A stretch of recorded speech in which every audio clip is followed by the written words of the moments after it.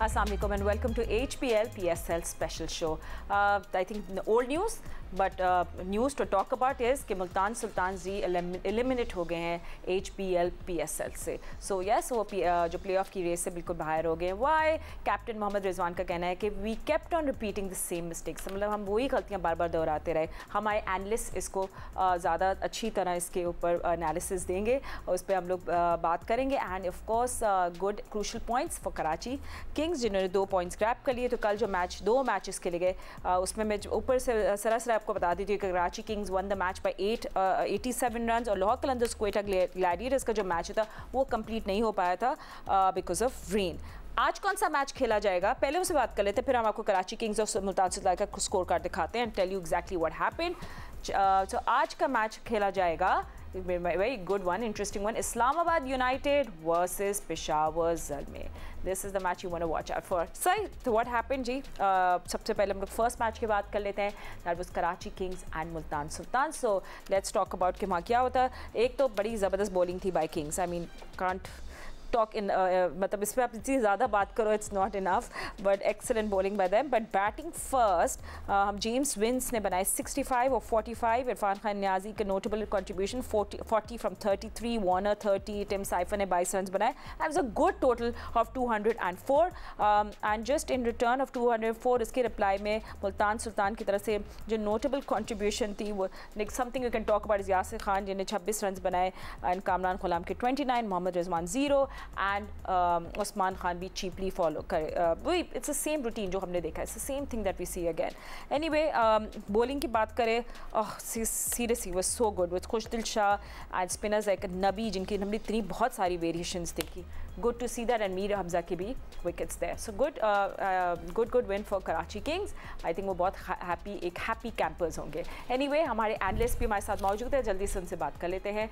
मेरे साथ स्टूडियो पे मौजूद हैं former test cricketer Mr. Sikandar Baq, Pakistan cricket team के former captain Mr. Rashid Latif, test cricketer Ahmed Shahzad and test cricketer Fawad Alam. Thank you gentlemen for joining us.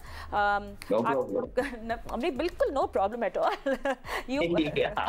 Anyway, I'm sure आपको कोई problem नहीं होगी, but Rashid भाई I'm sure आपको भी कोई problem नहीं होगी to talk about Karachi Kings. I mean दिल चाहता है कि सिर पहले उनकी बॉलिंग से ही शुरू करें. जो हमने नबी की बॉलिंग देखी, वेरिएशंस भी सौ खुशदिल शाह, आई मीन वो बहुत खुश होंगे अपने इस पूरी बॉलिंग का जो डिस्प्ले ने दिखाया है. जी कराची के 2 पॉइंट बहुत इंपॉर्टेंट थे क्योंकि इनकी जो जंग है वो चल रही है इस वक्त ज़ल्मी से, लेकिन ये बहुत आगे जा चुके हैं, 4 पॉइंट से ऊपर हैं. जेम्स विंस और खुशदिल शाह 2 ऐसे प्लेयर हैं जो कि चेजिंग में अच्छा परफॉर्म किया और खुशदिल लोकल पाकिस्तानी एक प्लेयर है जो कि फिनिशर 3 मैचेस में फिनिश किया उन्होंने, जैसा भी किया लेकिन फिनिश किया उन्होंने, 234 भी फिनिश किए थे उन्होंने. ये 2 प्लेयर्स नुमाया है. लेकिन जो गलतियां मुल्तान सुल्तान ने की, देखे 3-4 फाइनल वो खेले, उसके बाद बहुत सारे एक ही साथ प्लेयर चेंज कर दिया. आप क्या करते हैं कि हर साल एक चेंज करते हैं. आपने इकट्ठे ही कर दिए, पूरी बॉलिंग साइड ही उड़ा दी. यहाँ पे इनको कैप्टनसी का थोड़ा इशू लगा, मुझे लगा इशू ये लगे कि आपको ब्रिस्बेन से नया बॉल पूरे टूर्नामेंट में ही करा दिया आपने और कहीं सक्सेस नहीं मिली. और कराची का कल जो हाथ खुला है ना, वो 24 रन ब्रिस्बेन पे जो वार्नर ने किया है ना 1 ओवर में, वो 1 से खुल गए थे. हालांकि उन्होंने विकेट दे भी दी लेकिन फिर भी वो रिकवरी नहीं हुई. मोहम्मद नबी इस वक्त टूर्नामेंट का बेस्ट स्पिनर लग रहा है. उसने 4.47 के इकॉनमी रेट से 7 विकेट लिए हैं, बहुत अच्छी बॉलिंग कर रहे हैं वो. बीच में एक आध मैच शायद शुरू के नहीं खेले थे. कराची किंग को बहुत फायदा हुआ इस मैच में क्योंकि वीकर साइड थी. कभी कभार होता है कि वो तो बाहर हो गए लेकिन आपको हरा के वो डैमेज कर सकते थे, लेकिन बहुत अच्छी क्रिकेट खेली. न्याजी वापिस आए, स्पिनर्स पे उनको इश्यूज आ रहे थे, वो हमेशा निकल के नहीं मार पाते थे, लेकिन आधी कोशिश की उन्होंने कि खेले और उसामा को अच्छा उन्होंने चार्ज किया. तो कराची किंग को फायदा हुआ है कि मिडिल ऑर्डर भी परफॉर्म किया इस मैच में. 2 पॉइंट बहुत जरूरी थे कराची किंग्स के लिए. एब्सोल्युटली टॉप परफॉर्मेंस जी कराची की. 2 क्रूशियल पॉइंट्स भी मिले इन द प्लेऑफ रेस के लिए, आपको बहुत ज़रूरी चाहिए थे उनको. एंड सिर्फ 2 अच्छे पॉइंट्स थी बाय द वे. इसमें नट रन रेट का भी होता है, so you know will have a look at that, so that will also उनको बहुत अच्छा एडवांटेज देगा. ठीक है. Anyway Sikandar, I think Multan Sultan के आप देख रहे हैं पॉइंट्स टेबल भी आपके सामने. 7th कंसेक्यूटिव इनकी मतलब इनकी 7 डिफीट्स हो गई हैं इस सीज़न में. आई मीन ऐसा लग रहा था अगेन पूरी मुल्तान सुल्तान की टीम चेस के लिए नहीं आई थी। And considering have a good middle order, Mohammad Rizwan है, उस्मान खान तो आपको जिस तरह आपने देखा आउट हुए हैं, पर जब मिडिल ऑर्डर की बात करें, कामरान गुलाम, इफ्तिखार अहमद है, ब्रेसवेल है, डेविड विली है, I mean you just did not see them in the game. देखिए, मुझे अफसोस इस बात का होता है कि दो हमारे पाकिस्तान के बड़े कप्तान, एक बाबर आजम, उनकी टीम भी बिल्कुल परफॉर्म नहीं कर रही है और ये तो बिल्कुल ही फेल हो गई, ख़त्म हो गई। रिजवान की तो मतलब मुल्तान सुल्तान की कहानी शायद तब ख़त्म हो चुकी है। अब पेशावर का भी थोड़ा बहुत चांस है कि अगर वो स्ट्रेट 4 मैचेस जीत जाएँ तो फिर हो सकता है कि वो आगे की तरफ निकल जाए। और अभी जो बात हो रही थी कि बॉलिंग की, तो मैं देख रहा था कि उनके जो पिछले जो साल की जो टीम थी मुल्तान सुल्तान की, उसमें से मोहम्मद अली और अब्बास को उन्होंने निकाला। शाहनवाज धानी का जिक्र हो रहा था, तो उसने जो है सिर्फ 4 मैच खेले थे, उसमें 1 आउट किया हुआ था। उसके कोई ऐसी परफॉर्मेंस उनकी इतनी आउटस्टैंडिंग। उसामा मीर अभी भी वही हैं, विली भी वही हैं, तो बॉलिंग उनकी तकरीबन वही है, जॉर्डन भी हैं उधर। मगर ये कि मेरे ख्याल से उनकी जो बैटिंग जो थी ना, जो बीच की जो वो बिल्कुल नहीं चली, बिल्कुल नहीं चली जिस तरह के चलनी चाहिए। तो कप्तान ने हालांकि हाईएस्ट स्कोर किया हुआ है, उनका स्कोर सबसे ज़्यादा है। अभी मैंने लिखा था 346 इन 8 मैचेस, स्ट्राइकिंग रेट उनका 140 है। बाबर का 6 मैचों में 117 है। मगर उसके बावजूद उनके 3 सबसे हाईएस्ट स्कोर हैं उनका। जो अगर आप स्कोरिंग पे मोस्ट रन्स में जाते हैं तो he is on the top list, number 1 है वो। मगर उनके रन्स का कोई अफेक्ट ही नहीं हुआ, जिस तरह के असर होना चाहिए था उसका वो असर नहीं हुआ। उनकी जो रन बनाने की रफ्तार थी, जिस तरह वो खेले, वो कुछ अजीब सा खेले, अपनी टीम को बचा के कि मैं पूरे ओवर खेलता चला जाऊँ। उन्होंने 10 ओवर के अंदर 17 रन, फिर अगले एक मैच के अंदर उन्होंने 10 ओवर के अंदर सिर्फ 20 रन। इस तरह शुरू के ओवर्स में नहीं खेला जाता। तो ये मेरे ख्याल से ये बेसिक उनकी मिस्टेक्स थी। अब देखते हैं अगले साल ये लोग क्या करेंगे।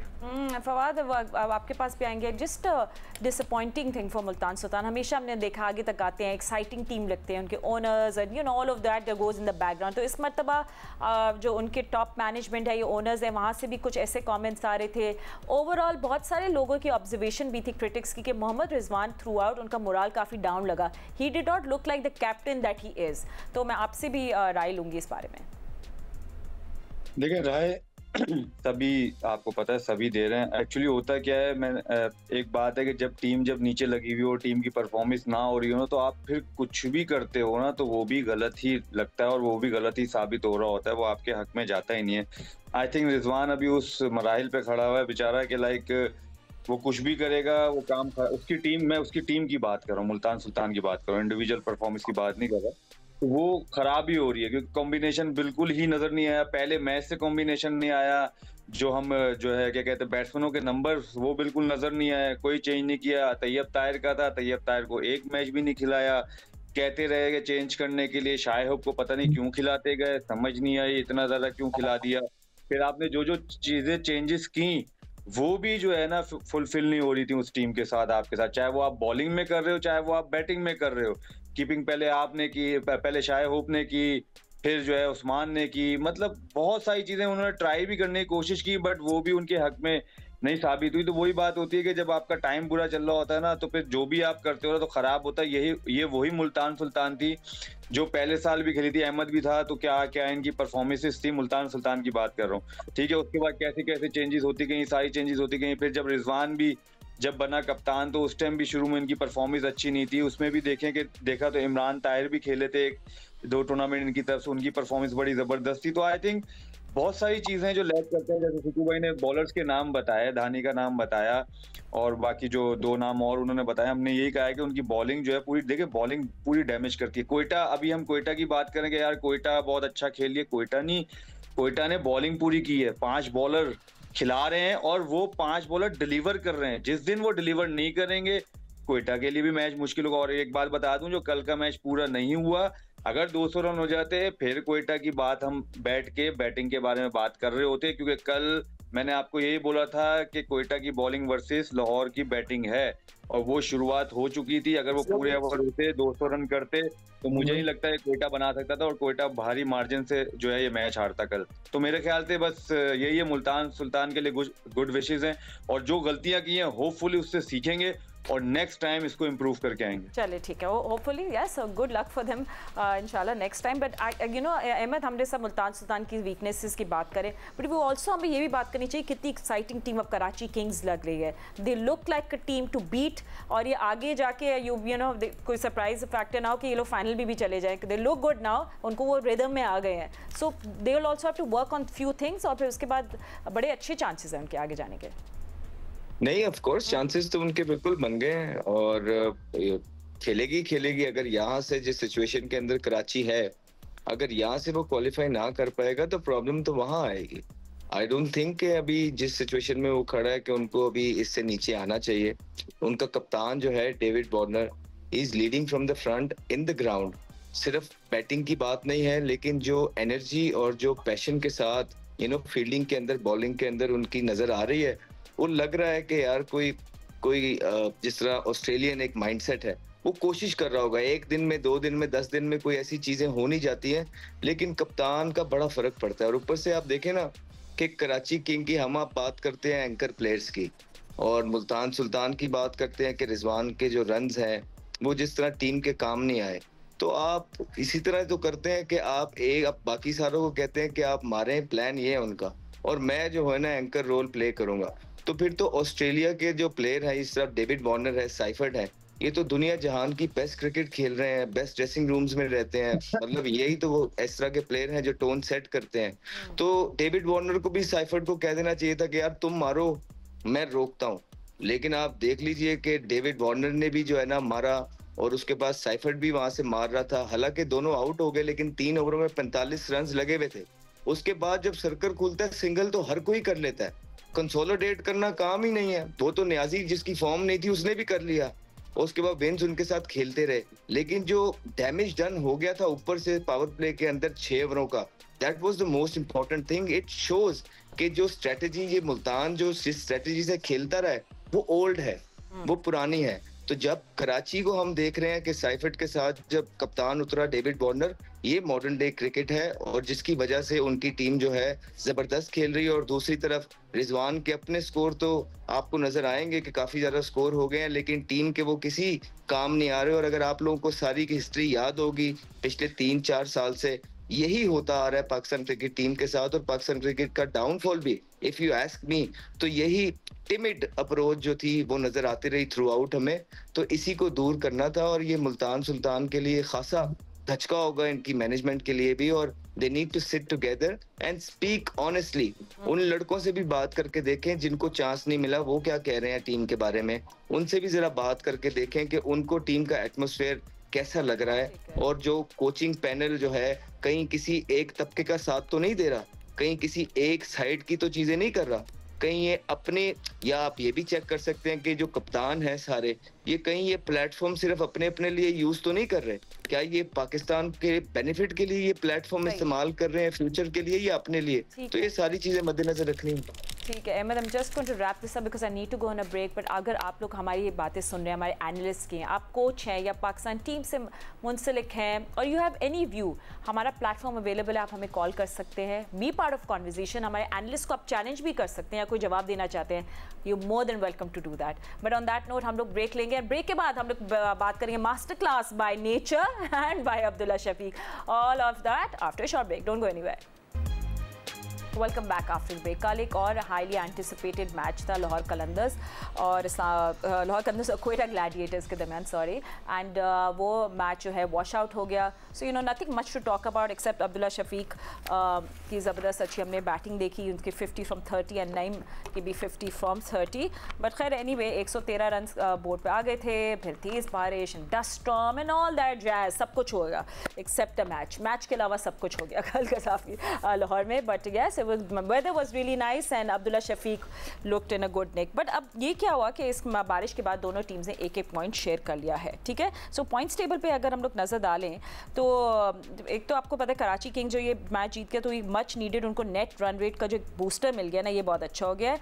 और वो करंटली कराची किंग्स ऑक्यूपाई कर रहे हैं आखिरी प्लेऑफ की स्पॉट। कराची किंग्स स्नैच कर सकता है टॉप 2 भी with 3 wins in a row, but थोड़ा एज उनको कर सकती है पेशावर जल में। में। सो ये देखना पड़ेगा। मुल्तान आपको पता है एलिमिनेट हो गया है, और जो लाहौर क्वेटा का जो मैच था, ये जो वॉश आउट हुआ है, ये इतना बैड नहीं है दोनों टीम के लिए, बिकॉज वो रिमेन करें वहीं सेकंड एंड थर्ड में।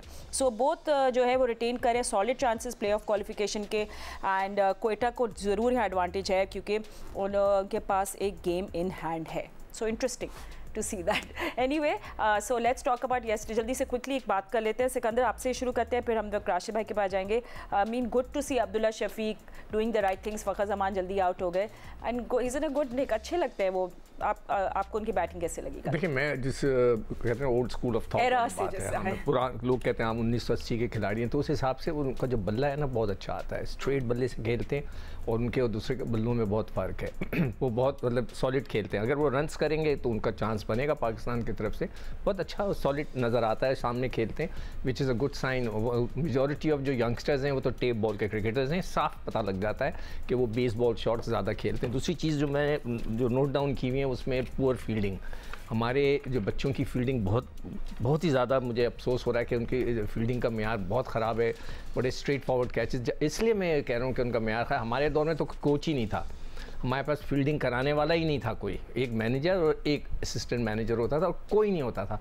हमारे दौर में बैड फील्डिंग होती थी तो उसका कोई इलाज नहीं था, मगर यहाँ पे 40 लोग बाहर बैठे हुए, तो उनकी फील्डिंग का म्यार इतना क्यों गिर गया, मेरी समझ से बाहर है। और दूसरी चीज़ जो मेरी समझ से बाहर है, जो इतने लोग बाहर बैठे हैं, क्या वो नौजवान बॉलर्स को ये नहीं बता सकते कि आखिरी ओवर्स किस तरह करते हैं? कल भी जो बच्चों की पिटाई हो रही थी, मुसलसल, मुझे वो याद नहीं आ रहा कौन सा बच्चा था, मुसलसल शॉर्ट ऑफ लेंथ गेंद कर रहा था, उसको मिड विकेट पड़ जा रही है, उबैद था शायद, और जो कप्तान थे वो मिड ऑन पे कोने पे खड़े, तो वहाँ से वो भाग कर आ रहे थे। मैंने पहले भी बोला, रिजवान साहब, फॉर गॉड सेक, आप सर्कल में खड़े हो एज अ कैप्टन, आप इतने दूर से भागते हुए, अब मुझे नहीं पता कि उनके ऊपर टाइमिंग का फाइन लगेगा नहीं लगेगा कि उन्होंने स्लो बॉल की, आप इतनी शॉर्ट ऑफ लेंथ गेंद कर रहे हो। तो इतने लोग जो वहाँ प्रेसिडेंट बैठे हुए, पता नहीं कौन कौन मेंटोर बैठे हुए, इतने चेहरे नज़र आ रहे हैं, मुझे नहीं समझ में आया कौन कौन है। तो क्या वो नहीं बता सकते कि बेटा यॉर्कर्स करो, outside the off stump yorker करो, अगर वो नीचे उतर रहा है तो उधर यॉर्कर करो। ये सारी चीज़ें होती हैं क्रिकेट के अंदर, अब आ गई हैं। तो मुझे बड़ा अफसोस हो रहा है कि वो जो कोचिंग स्टाफ भी है वो अपना काम अच्छी तरह नहीं कर रहा। ठीक है, good point to discuss later on as well. And चले अब हम लोग डिस्कस कर लेते हैं अपनी मूव कर लेते हैं कॉन्वर्जेशन अभी from Peshawar Zalmi and Islamabad United के इस मैच में। एंड राशिद भाई, पेशावर ज़ल्मी इस्लामाबाद यूनाइटेड का ये जो फेस ऑफ है, 22वां मैच है, ये आज खेला जाएगा PSL 2025 में। तो प्रीवियस एनकाउंटर राशिद भाई में देखा था, इस्लामाबाद यूनाइटेड ने डोमिनेट किया था पेशावर ज़ल्मी को, जीत लिया था मैच बाय 102 रन, साहबजादा फरहान की सेंचुरी एंड एवरीथिंग। आज आपको ये कॉन्टेस्ट कैसा लग रहा है? और हम लोग इस्लामाबाद यूनाइटेड के बैटर्स से कॉन्वर्जेशन शुरू करें, ताकि हमने उनके टॉप बैटर्स की एक लिस्ट निकाली हुई है, ताकि हम इस पर थोड़ी बात कर लें। अगर थोड़ा सी इजाजत देंगी कि कल के मैच के एक पॉइंट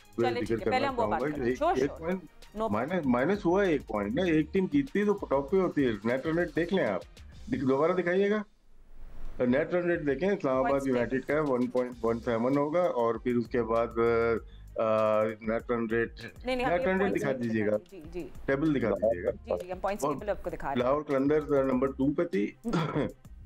इसको हम देखते हैं, ये देखें 1.17 इस्लामाबाद यूनाइटेड, 1.11 है लाहौर कलंदर, 1.03 है कोयटा ग्लैडिएटर।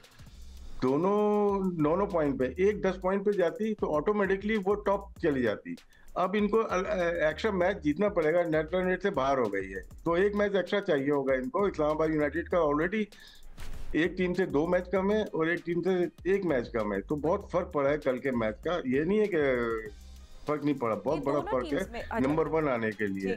और दूसरा ये कि जो टीम खेल रही है कल के मैच में, अगर देखें फील्डिंग की बात हो रही थी, कल नईम अच्छा खेल रहे थे, उनका कैच छूटा है मोहम्मद नवाज ने छोड़ा है, उसका रिप्ले तक ही नहीं दिखाया गया। बंदा देखना चाहता है कि यार किसने छोड़ा है, क्यों छोड़ा है, क्या हुआ है, उसका रिप्ले भी मैं उस पर जाना नहीं चाहता, इनकी कमेंट्री के ऊपर, इनकी ब्रॉडकास्टिंग के ऊपर, लेकिन मजा नहीं आया उस चीज का। आपको देखना पड़ता है कि किस तरह से कैच छूटा, कहाँ पे बॉल गई है, वो रिप्ले तक नहीं दिखाया गया। एनीवे आज का जो मैच है वो बहुत इंपॉर्टेंट है, और जिस तरह से अभी मुल्तान सुल्तान की बात करें, मोहम्मद अली मुल्तान सुल्तान से है तो 19 विकेटें लेके आए हुए थे, और खुशदिल शाह 4 विकेट और 13 विकेट अब्बास, तीनों नहीं है वहाँ पे, लास्ट ईयर तीनों वहीं थे, दोनों सबकी मिला के 35 विकेटें होती हैं। 35 विकेट मतलब वैल्यू रखती हैं, तो तीनों इस टीम के हिस्सा नहीं है, तो बॉलिंग का बहुत बड़ा फर्क पड़ा है। अब उनके बाद पेशावर दलमी में वो भी न्यूट्रलाइज हो गए, मोहम्मद अली इतनी अच्छी बॉल नहीं कर पाए, लेकिन मुल्तान सुल्तान के लिए उन्होंने परफॉर्म किया।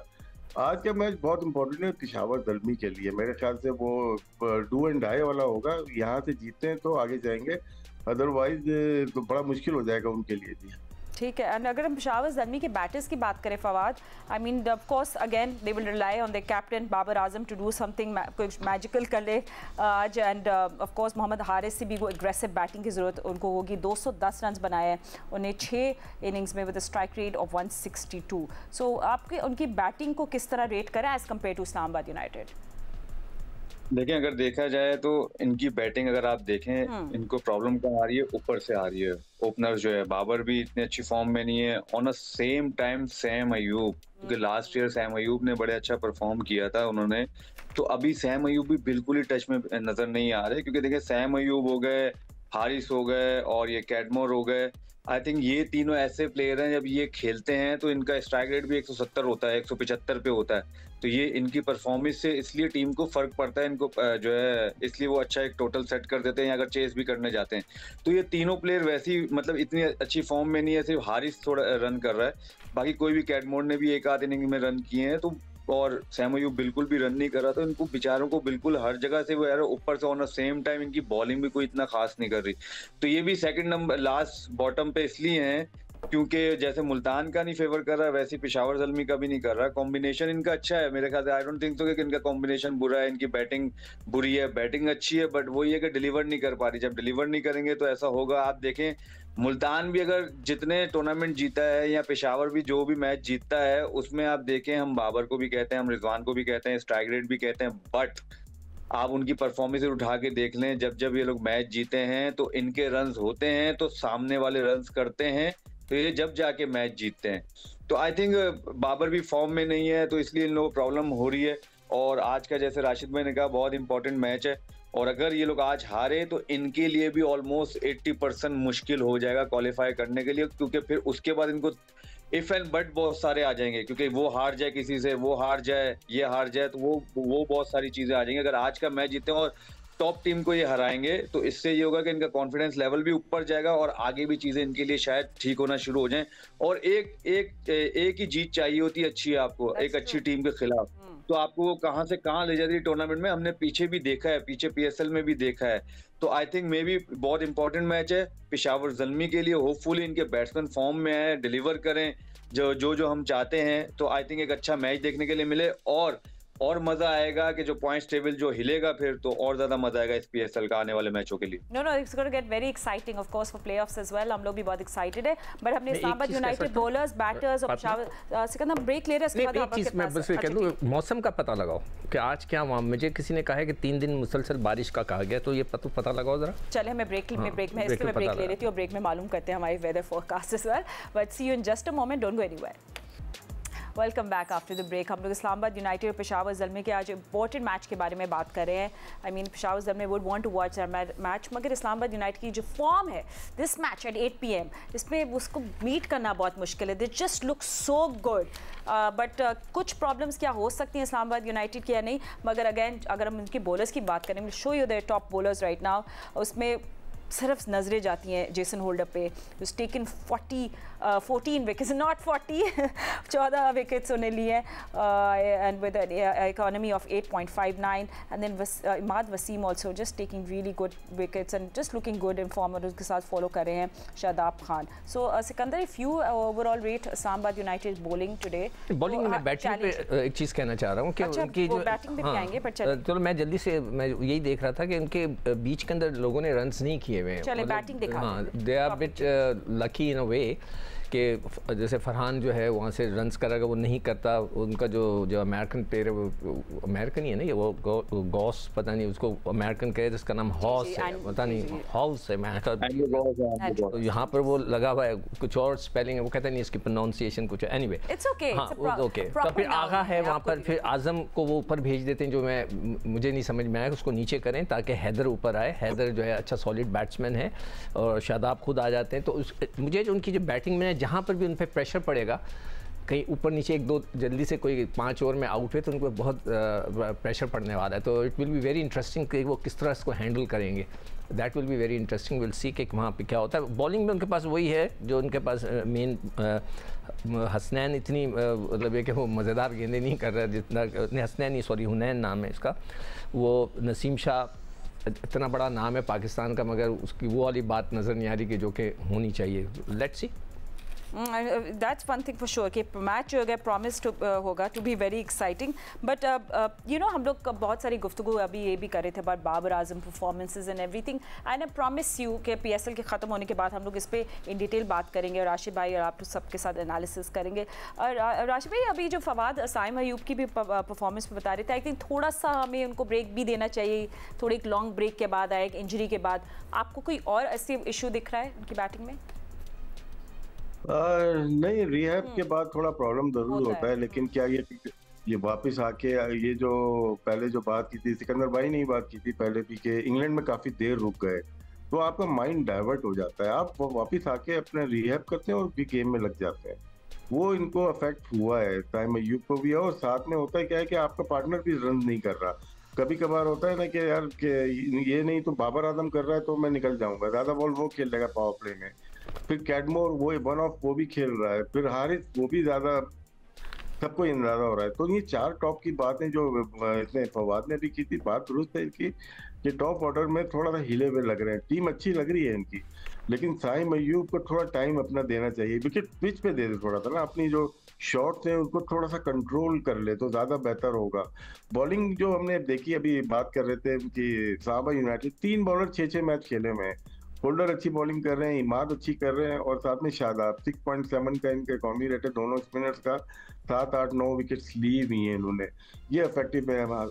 नसीम शाह पूरे मैचेस नहीं खेल रहे, जो प्रीमियर टूर्नामेंट है इसका नहीं खेल रहे। हम मान सकते हैं कि डॉर्शे को कम मैच खिलाए उन्होंने, रिप्लेस कर रहे हैं, एक दूसरे के साथ रिप्लेस कर रहे हैं। साथ में उनके जो दूसरे बॉलर हैं मैरी डेथ हैं जो तेज बॉलिंग करते हैं, उनको शिफ्ट कर रहे हैं, एक दूसरे को पूरे मैचेस नहीं दे रहे। नीचे जो इमर्जिंग में हुनैन हो जाए या शहजाद हो जाए या साद हो जाए, इनमें से भी एक को खिला रहे हैं, मौका सबको दे रहे हैं, लेकिन इनको जैसे एक मैच ये हारे पिछला वाला, 1 घंटा और पड़ता है उनको, अगर आज पड़ता है, मैं खुदा ना खासा भी बोल देता हूँ कि ऐसी बात नहीं है, लेकिन ये टीम भी हिलने वाली लगती है कि जिस तरह से बात हो रही है कि इन्होंने नहीं खिलाया, मनरो को नहीं खिलाया था पिछला मैच, बहुत इजी ले लिया था, वो मैच हार गए, और फिर शाहजादा फरहान आउट हो गए थे, फिर शहजाद के ऊपर हैदर है इनके पास, साथ में आजम है इनके पास, और साथ में आंद्रेस गॉस हैं जो कि साउथ अफ्रीकन प्लेयर है, अमेरिका से खेलते हैं, अच्छे प्लेयर हैं वो, और उनके ऊपर बहुत डिपेंड कर रहे हैं। I think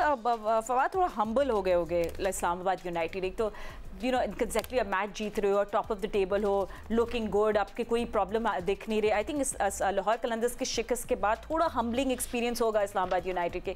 do you see them shuffling the batting order today perhaps? देखिए, मैंने कहा ना कि वो जो भी करते हैं ना वो उसको एक्सेप्ट करते हैं कि हमने किया। मैंने कल भी यही बात की थी हम लोगों ने कि देखें जी, जब ऊपर से टॉप ऑर्डर आउट होगा जल्दी तो फिर देखेंगे, जब 210 220 चेस करना होगा तो फिर देखेंगे कि इनकी बैटिंग कैसे रिएक्ट करती है, क्योंकि नीचे मिडल में इनके पास रन्स नहीं है, सिर्फ टॉप पे रन्स हैं इनके पास, मिडल में रन्स बिल्कुल भी नहीं है इनके पास, जो कि हर साल होती थी। ज्यादातर टॉप पे थोड़े से होते थे, फिर मिडल में ज्यादा रन्स होते थे इनके पास, लेकिन इस दफा मिडल्स में रन नहीं है इनके पास। आदम फॉर्म में नहीं है, ठीक है, शदाब इतनी अच्छी फॉर्म में नहीं है, वो भी क्योंकि वो ऊपर बैटिंग करने आते तो उनकी भी कोई फॉर्म नजर नहीं आ रही, ठीक है। मनरो को जो इन्होंने बिठाया वो किस मकसद से बिठाया वो मुझे समझ नहीं आया, क्योंकि देखें एक जो इन फॉर्म बैट्समैन होता है उसको बिठाना मुझे नहीं लगता है कि सही होता है, कि आप भले किसी को भी खिलाओ, किसी को किसी की जगह खिलाना है, अगर कोई डिलीवर नहीं कर रहा, कोई परफॉर्म नहीं कर रहा, उसको बिठा के सलमान अली को आप खिला दो, दैट्स फाइन, चलो ठीक है, बट आप मुनरो को कैसे बिठा सकते हो? आप देखें साहिबजादा और मुनरो ही रन करते थे तो नीचे से आके जो भी थोड़ा बहुत लग जाता था तो इनके रन हो जाते थे। अभी देखें साहिबजादा आउट हुआ, मुनरो था नहीं, और एंड्रयू घोष ने जो खेला वो बॉल टू बॉल खेला, सलमान अली आगा ने जो खेला वो ball to ball, almost ball to ball खेला, तो उसने भी 25 बॉलों पे जो है 36 रन किए। एंड्रयू घोष का भी सिमिलर टाइप ऐसी ही स्ट्राइक रेट था। तो आई थिंक जब 210 रन चेस करने जाते हो आप, तो साहिबजादा और मुनरो के पास ज्यादा जो है एक्सपीरियंस है आई थिंक इसको चेस करने का, और वो खेलते भी इसी तरह, स्ट्राइक रेट भी ऊपर रखते हैं अपने। तो यही वाली बात है, राशिद भाई ने भी जैसे कहा कि अगर आज का भी मैच अगर कुछ 19-20 होता है तो बहुत सारी चीजें ऐसी इनके पास भी आ सकती हैं, क्योंकि देखें 1-2 मैच ही लगते हैं आपको आपका कॉन्फिडेंस नीचे जाने के लिए, बट लेकिन स्टिल बात वही है कि ये लोग कोई भी नई चीज करने से घबराते नहीं है, उसको वो जो है उसी पे कायम रहते हैं। फिर उनको नुकसान भी होना तो वो एक्सेप्ट करते हैं, हाँ ठीक है जी हमने किया।